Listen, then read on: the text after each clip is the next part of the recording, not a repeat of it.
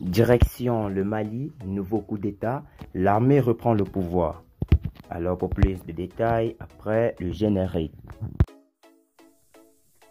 Avant de commencer, abonnez-vous à la chaîne et activez la cloche de notification car cela va vous permettre de ne plus manquer les prochaines vidéos.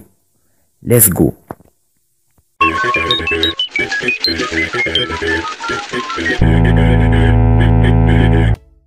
Au Mali, la junte militaire qui a évincé Ibeka vient d'opérer ce qui pourrait être un nouveau coup d'État. Mokhtar Ouane, le premier ministre chargé de former un nouveau gouvernement, a été amené par des forces militaires selon ses propres affirmations. Au Mali, Mokhtar Ouane confirme sa présence à Kati.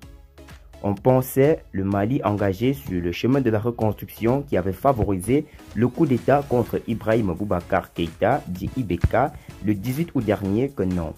Une instabilité chronique s'installe peu à peu au sommet de l'État malien avec ce nouveau coup de force des soldats, des hommes du colonel Assimi Goïta.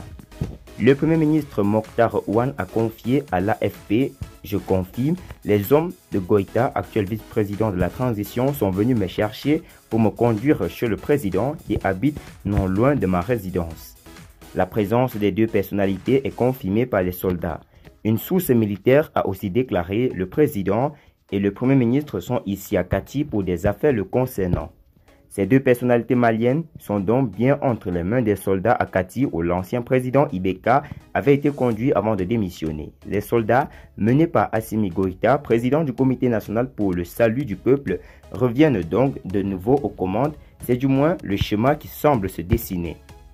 Cette nouvelle intervention de l'armée tombe alors qu'un nouveau gouvernement vient d'être formé il y a à peine quelques heures. Le président Banda avait lui-même annoncé à la radio la formation de cette nouvelle équipe qui, à l'évidence, ne siégera jamais.